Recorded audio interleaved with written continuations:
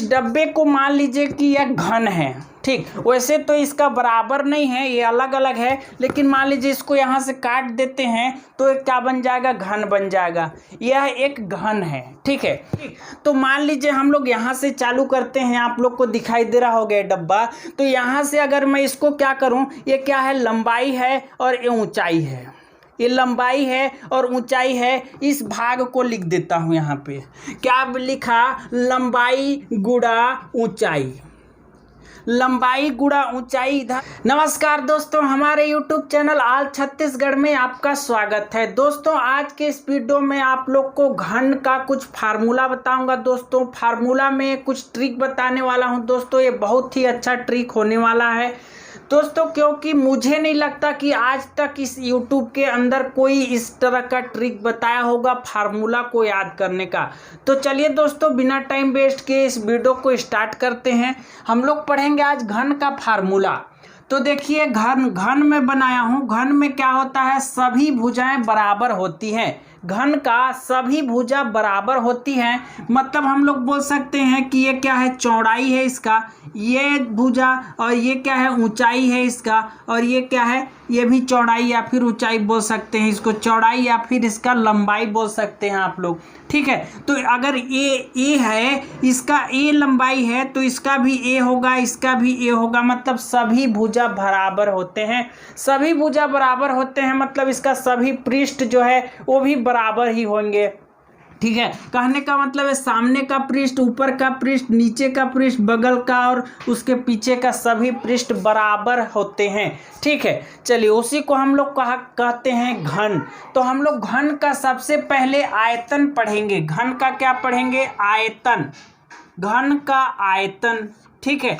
तो घन का आयतन का कहने का मतलब होता है कि इस घन के अंदर हम लोग कितना वस्तु डाल सकते हैं, कितना वस्तु भर सकते हैं, कितना ये अटेगा इसके अंदर, उसी को हम लोग बोल सकते हैं कि घन, ठीक है। और अगर संपूर्ण पृष्ठ में बोलूं, इसमें संपूर्ण पृष्ठ भी आता है। तो संपूर्ण पृष्ठ मतलब बाहरी आवरण जो होते हैं ना, उसका क्षेत्रफल, बाहरी आवरण जो मतलब कि इसका इसका इसका इसका मतलब उसके बाहरी आवरण जो बनावट होता है उसका क्षेत्रफल को संपूर्ण पृष्ठ का क्षेत्रफल कहते हैं।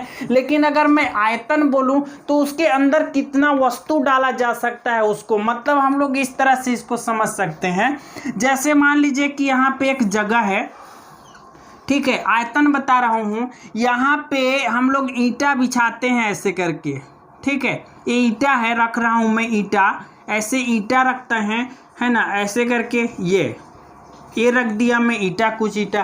तो इधर से 1 2 3 ठो ईंटा इधर आया, 1 2 3 ठो ईंटा इधर से, और 1 2 3 4 5 6 ठो ईंटा इधर से, ठीक है। लेकिन इस ईंटा के ऊपर में भी हम लोग रखते जाएं ऐसे करके, इसके ऊपर में भी मान लीजिए इसके ऊपर इधर है, ठीक है। तो इसके ऊपर में मान लीजिए 1 2 3 4 ऐसे करके 4 ठो ईंटा ऊपर में भी रखाया है, उसके ऊपर में, इन लोग के ऊपर में, ठीक है। तो हम लोग पूरे ईंटा को गिनने के लिए क्या करेंगे, हम लोग इधर से जो ईंटा आया है और इधर से जो ईंटा है, मतलब लंबाई में जो और चौड़ाई में ईंटा है उसको हम लोग गुणा कर देते हैं। मतलब इधर से मैं कितना बोला, 3 ईंटा इधर से है, और इधर से कितना है, 6 ईंटा है, और ऊपर में कितना है, उसके ऊपर में कितना है, तो 4 ईंटा है। ऐसे करके अगर तीनों को अगर गुणा कर देते हैं तो हम लोग का कितना ईंटा उसके अंदर टोटल है वो पता चल जाता है, ठीक है। मतलब उसके अंदर कितना हम लोग समाहित किए हैं,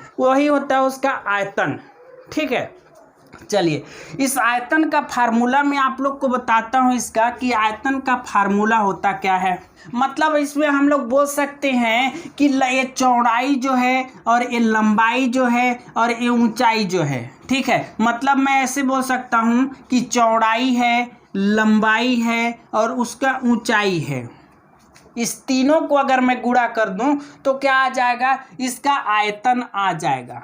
यही किया था मैं ईंटा वाले में, पहले ऊपर वाले को गुणा किया था, फिर इधर बिछाए थे उसको गुणा किया था, और इधर बिछाए थे उसको भी किया था, चौड़ाई में और फिर इधर लंबाई में और फिर ऊंचाई में। सभी को गुणा करने से पता चल जाता है कि उसके अंदर कितने ईंटें हैं, ठीक, तो हम लोग इसको एक बोल सकते हैं कि चौड़ाई लिख दो इसको, चौड़ाई, ठीक है। और फिर क्या, ऊंचाई, ऊंचाई, और फिर क्या, लंबाई, लंबाई। अगर इतना को गुणा कर दे तो पता चल जाएगा कि उसके अंदर कितना ईंटा है, अर्थात इसका आयतन क्या है, ठीक है। लेकिन मैं यहाँ पे बोला कि इसमें सभी का मान a है, ठीक, सभी का मान a है, मतलब हम लोग चौड़ाई का मान भी a लिखे हैं, और अब क्या, ऊंचाई का मान भी a है, और लंबाई का मान भी a है, ठीक है। तो a गुणा a मतलब कितना हो जाएगा, a का क्यूब, a का क्यूब मतलब कि a के घात में 3, a के घात में 3 इस आयतन का होता है फार्मूला, ठीक है। मतलब घन का आयतन क्या होता है, a का क्यूब। मतलब हम लोग क्या करेंगे, लंबाई, चौड़ाई और ऊंचाई को बस गुणा कर देंगे तो उसका आ जाता है, घन हो या फिर घनाभ हो, घन हो या फिर घनाभ हो, उसका चौड़ाई, लंबाई और ऊंचाई को अगर गुणा कर दें तो उसका क्या हो जाता है, वह आयतन हो जाता है। चलिए, इसके बाद आता है हम लोग का संपूर्ण पृष्ठ। संपूर्ण पृष्ठ का मतलब मैं बोला कि संपूर्ण पृष्ठ का मतलब होता है कि उसका बाहरी आवरण का क्षेत्रफल, ठीक है। क्या बोलना है, संपूर्ण पृष्ठ, संपूर्ण पृष्ठ, संपूर्ण पृष्ठ हम लोग पढ़ेंगे इसका। संपूर्ण पृष्ठ का मतलब इसमें कितना बोला मैं, 6 फलक है। देखिए मैं एक डब्बा रखा हूं यहाँ पे, इस डब्बे को मान लीजिए कि यह घन है, ठीक। वैसे तो इसका बराबर नहीं है, ये अलग अलग है, लेकिन मान लीजिए इसको यहाँ से काट देते हैं तो एक क्या बन जाएगा, घन बन जाएगा। यह एक घन है, ठीक है। तो इसका हम लोग को संपूर्ण पृष्ठ अगर निकालना है तो इसका ये 6 फलक होता है, 1, इसके पीछे 2, 3, 4, 5 और एक 6 फलक, ठीक है।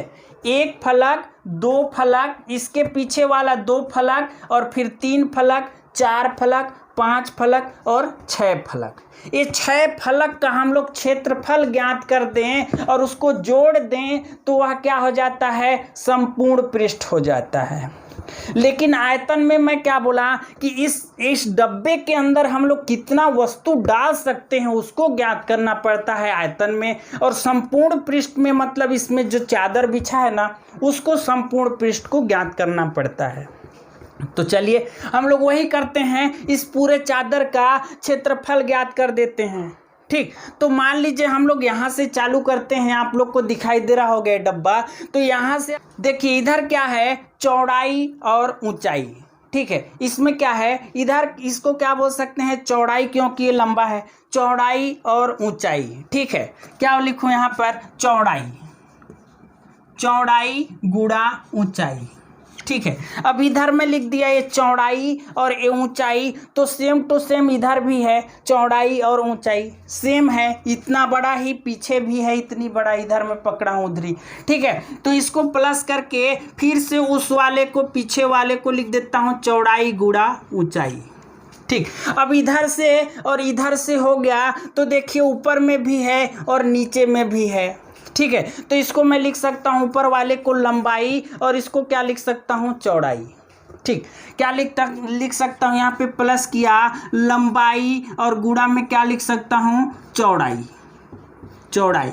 लेकिन यहाँ पर लंबाई और चौड़ाई है तो उसके नीचे भी सेम होगा वैसी, लंबाई और चौड़ाई, लंबाई और चौड़ाई, ठीक है। तो उसको प्लस करके फिर से लंबाई गुणा चौड़ाई लिख देता हूँ, लंबाई गुणा चौड़ाई लिख दिया। अब इसका और इसका क्षेत्रफल हम लोग को मिल गया, इसका और इसका क्षेत्रफल मिल गया, लेकिन इसका और इसका क्षेत्रफल बच गया।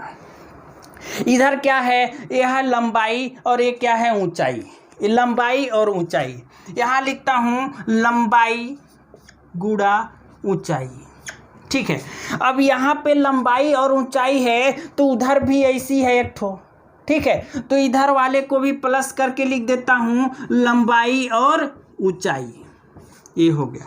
ठीक है, 6 फलक का मान यहाँ पे हम लोग लिख लिए। देखिए मैं गिन के दिखाता हूँ, 1 फलक का, 2 फलक का, 3 फलक का, 4 फलक का, 5 फलक का और 6 फलक का। बस ये बाहरी आवरण को हम लोग क्षेत्रफल निकाल के और उसको जोड़ देंगे। 6 फलक का क्षेत्रफल को हम लोग जोड़ देंगे तो वही क्या हो जाएगा, संपूर्ण क्षेत्रफल। संपूर्ण पृष्ठ का क्षेत्रफल हो जाएगा। देखिए मैं करता हूं, यहां पर क्या दिया है, चौड़ाई और ऊंचाई, चौड़ाई और ऊंचाई। ठीक, इस दोनों को लिखेंगे हम लोग 2 चौड़ाई गुणा ऊंचाई। इसको लिख सकता हूं ना, चौड़ाई और ऊंचाई, चौड़ाई और ऊंचाई दोनों जोड़ूंगा तो 2 चौड़ाई ऊंचाई। अगला स्टेप है। ठीक है, इसके बाद हम लोग यहाँ प्लस है तो प्लस डाल देता हूँ। फिर लिखा है लंबाई चौड़ाई, लंबाई और चौड़ाई, तो इसको भी लिख दूंगा 2 लंबाई और चौड़ाई गुणा में। ठीक है, इसके बाद यहाँ बीच में गुणा है, यहाँ पर है, यहाँ प्लस लिख देता हूँ। यहाँ प्लस है तो यहाँ पर लंबाई ऊंचाई, लंबाई और ऊंचाई, तो यहाँ पर फिर से लिख दूंगा 2 लंबाई और ऊंचाई, ऊंचाई। ठीक है, अब देखिए ये सभी मैं बोला कि सभी क्या है, ए है, मतलब सभी का चौड़ाई, ऊंचाई और लंबाई, सभी का लंबाई समान है। मतलब अगर इधर ए है तो इधर भी ए है। अब कहने का मतलब ये 5 है तो ये भी 5 है, ये भी 5 है, सभी 5 हैं। मतलब उसको कुछ मान नहीं है तो हम लोग ए मान लिए हैं, तो इसको भी हम लोग क्या करेंगे, ए मान लेंगे। यहाँ पर क्या हो जाएगा, ए गुणा ए बराबर क्या हो जाएगा, ए का स्क्वायर। चौड़ाई भी ए है, ऊंचाई भी ए है, तो ए गुणा ए क्या हो जाएगा, चौड़ाई ए का स्क्वायर हो जाएगा। ठीक है, 2a का स्क्वायर। ठीक है, यहाँ पे 2 मैं ऊपर में लिख दूंगा। ठीक है, यहाँ दिखाई नहीं देगा। और यहाँ पे क्या हो जाएगा, लंबाई भी ए है, चौड़ाई भी ए है, तो ए गुणा ए क्या हो जाएगा, ए का स्क्वायर हो जाएगा। फिर यहाँ पर लंबाई और ऊंचाई है तो ए गुणा ए क्या हो जाएगा, ए का स्क्वायर हो जाएगा। ठीक है, तो हम लोग यहाँ मैं ऊपर में लिखता हूँ, देखिएगा क्या आ गया, 2a का स्क्वायर प्लस 2a का स्क्वायर प्लस 2a का स्क्वायर। ठीक है, 2s का स्क्वायर, 2s का स्क्वायर, 2a का स्क्वायर। तो देखिए इसमें 2 कितने हैं, यहाँ प्लस है और यहाँ प्लस है, यहाँ 2 है, यहाँ 2 है और यहाँ 2 है, 2 2 4 और 6 हो जाएगा, 6a का स्क्वायर। ठीक है, इसका क्या होता है, संपूर्ण पृष्ठ का क्षेत्रफल 6a का स्क्वायर, 6a का स्क्वायर, 6a का स्क्वायर इसका संपूर्ण पृष्ठ हो जाता है। चलिए अब इसमें आता है दोस्तों 4 दीवारों का क्षेत्रफल, मतलब उसको हम लोग बोल सकते हैं वक्र पृष्ठ। ठीक है, 4 दीवार का क्षेत्रफल, 4 दीवार का क्षेत्रफल, मतलब इसको बोल सकते हैं वक्र पृष्ठ, वक्र पृष्ठ। 4 दीवार का क्षेत्रफल, मान लीजिए कि एक कमरा है, उसका दीवार को बस ज्ञात करना है, इधर वाले दीवार को, इधर वाले दीवार को बस ज्ञात करना है, ऊपर टॉप को और नीचे को छोड़ देना है। मतलब इस डब्बा को मैं अभी भी रखा हूं यहाँ पे, देखिए इसमें से दीवार, 4 दीवार कौन सा होगा, 1 दीवार, 2 दीवार, 3 दीवार और एक 4 दीवार। ऊपर का जो छज्जा है उसका और नीचे का जो जमीन है उसको छोड़ देना है इस बार। ठीक है, फिर वही संपूर्ण पृष्ठ वाला हाल करना है इसका भी। ठीक है, वक्र पृष्ठ का मतलब होता है 4 दीवारों का योग कर देना है, 4 दीवारों के क्षेत्रफल का योग कर देना है।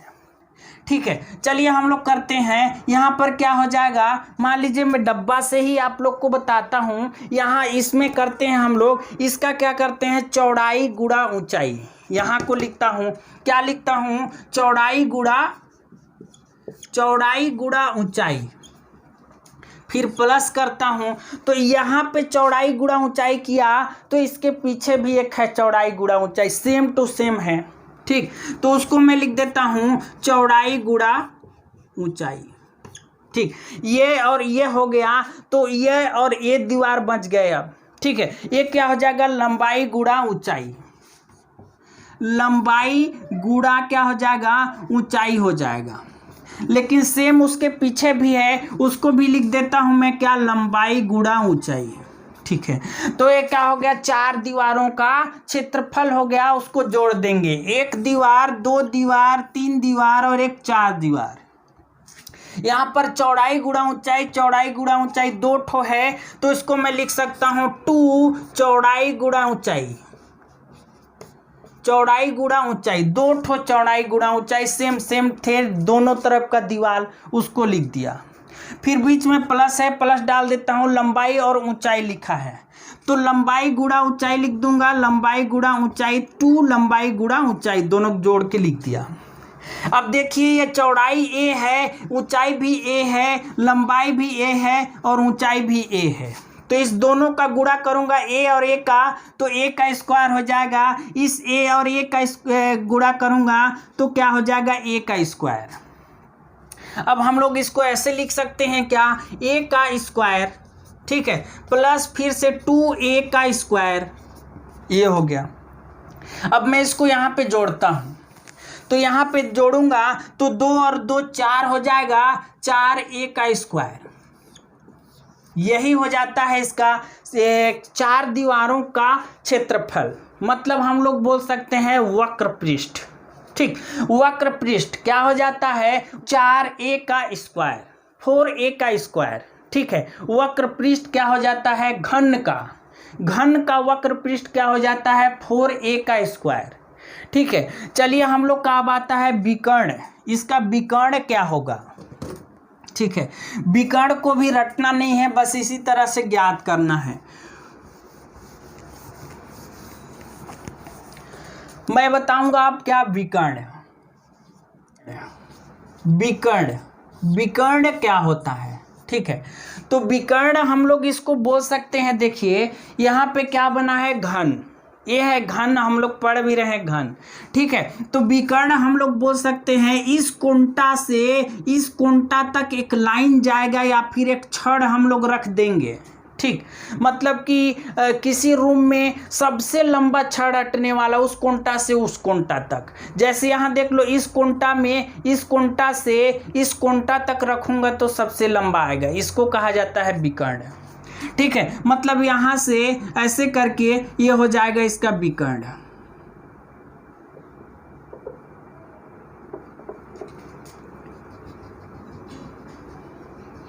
ये हो जाएगा इसका विकर्ण, ये। ठीक है, लेकिन हम लोग को यहाँ को ज्ञात करने से पहले नीचे में जो है ना उसका जमीन वाले भाग का विकर्ण निकालना पड़ेगा। इस वाले नीचे वाला जो तल में जो है ना उसका विकर्ण को निकालना पड़ेगा। तो मैं बोला कि इसका मान a है, इसका मान a है, सभी का मान a है, तो इसका मान और इसका मान तो हम लोग को पता है। ठीक है, तो इस वाले मान का इस विकर्ण का हम लोग को निकालना है, तो क्या करते हैं हम लोग, पाइथागोरस से निकालते हैं। तो क्या हो जाता है, विकर्ण का स्क्वायर बराबर क्या होता है, a का स्क्वायर प्लस a का स्क्वायर कर देते हैं। ठीक है, तो यहाँ पे हो जाएगा 2a का स्क्वायर, 2a का स्क्वायर, और इधर हम लोग ये स्क्वायर को हटाएंगे तो ये हो जाएगा अंडर रूट में। विकर्ण बराबर क्या हो जाता है, अंडर रूट 2a का स्क्वायर। विकर्ण बराबर होता है अंडर रूट 2a का स्क्वायर, और हम लोग एक स्टेप अगर इसको और लिखना चाहें तो यहाँ पे a का स्क्वायर लिखा हूँ, मतलब 2 ठो a है इसके अंदर, उस a को एक ठो को बाहर निकाल देता हूँ, 2a बच गया। यहाँ पे स्क्वायर था ना, मतलब स्क्वायर का मतलब 2 ठो a है उसके अंदर, तो एक ठो a को बाहर कर दिया तो स्क्वायर हट गया। मतलब हम लोग बोल सकते हैं कि ये वाला जो लाइन है ये विकर्ण है, इसका मान क्या आ गया हम लोग का, 2a। ठीक है, ये हो गया, यहाँ पे a रहेगा, a अंडर रूट 2a, ये हो गया। ठीक, तो हम लोग अब इसका मान मिल गया, यहाँ का मान मिल गया, तो हम लोग का ऐसा कुछ बन गया ये फोटो, ये हम लोग को ये वाला चाहिए था तो ये ऐसा बन गया, ठीक है। तो हम लोग का ये वाला मान ये है और इसका मान हम लोग निकाल लिए हैं। तो दोस्तों यहाँ भी हम लोग पाइथागोरस से विकर्ण का मान निकाल सकते हैं। विकर्ण का स्क्वायर बराबर क्या हो जाएगा, इसका मान को लिखूंगा विकर्ण स्क्वायर बराबर ये वाले मान लिखूंगा तो a हो जाएगा √2a, ठीक है। घात में हम लोग 2 लिखते हैं, ठीक है। फिर प्लस हो जाता है, फिर इसका मान लिखूंगा a का स्क्वायर हो जाएगा, ठीक, a का स्क्वायर। इसके बाद हम लोग सेकेंड स्टेप में लिख सकते हैं, इस स्क्वायर को हटाने के लिए इधर अंडर रूट कर सकता हूँ ऐसा, तो ये विकर्ण में जो स्क्वायर था वो हट जाएगा, तो ये हो जाएगा फिर √2a, फिर क्या हो जाएगा घात में a 2, ठीक है। फिर प्लस a का स्क्वायर, ऐसे लिख सकते हैं, ठीक है। अब अगले स्टेप में हम लोग लिख सकते हैं दोस्तों, इससे और इससे कट जाएगा, अंडर रूट से और ये स्क्वायर से ये कट जाएगा। यहाँ पे अगर आप लोग को दिखाई दे रहा हो, हाँ ठीक है, यहाँ लिखता हूँ मैं आप लोग के लिए, स्क्वायर में हो जाएगा, इसको और इसको ये कट गया तो ये और गुणा हो जाएगा, अंडर रूट के अंदर ये हो जाएगा 2a स्क्वायर, ठीक है। a और a 2 ठो है तो स्क्वायर हो जाएगा, प्लस में क्या हो जाएगा a स्क्वायर, ठीक है। अब इसको गुणा हम लोग जोड़ देंगे, यहाँ लिखता हूँ, देखिए यहाँ पे क्या हो जाएगा, विकर्ण के बराबर में हो जाएगा, अंडर रूट के अंदर इसको और इसको जोड़ देंगे तो क्या हो जाएगा 2a यहाँ पर है और एक ठो a यहाँ पर है, तो क्या हो जाएगा 3a का स्क्वायर, ठीक है। यही हो जाएगा इसका फार्मूला, ठीक। हम लोग एक स्टेप और लिख सकते हैं, अगर ऐसा कहीं कहीं लिखा रहता है, यहाँ पे 2 ठो a है, 2 ठो a है, स्क्वायर का मतलब 2 ठो a है, तो एक ठो a अंडर रूट के बाहर निकाल देंगे तो 3a हो जाएगा। मतलब इसका फार्मूला हो जाता है a√3a, a√3a विकर्ण हो जाता है घन का विकर्ण क्या हो जाता है a√3a, इस प्रकार से a√3a। तो दोस्तों उम्मीद करता हूँ यह वीडियो आप लोग को समझ में आया होगा, बहुत डिटेल में बताने का कोशिश किया हूँ जितना मेरे से हो पाया है। दोस्तों इस वीडियो में इतनी, अगले वीडियो में फिर मिलते हैं।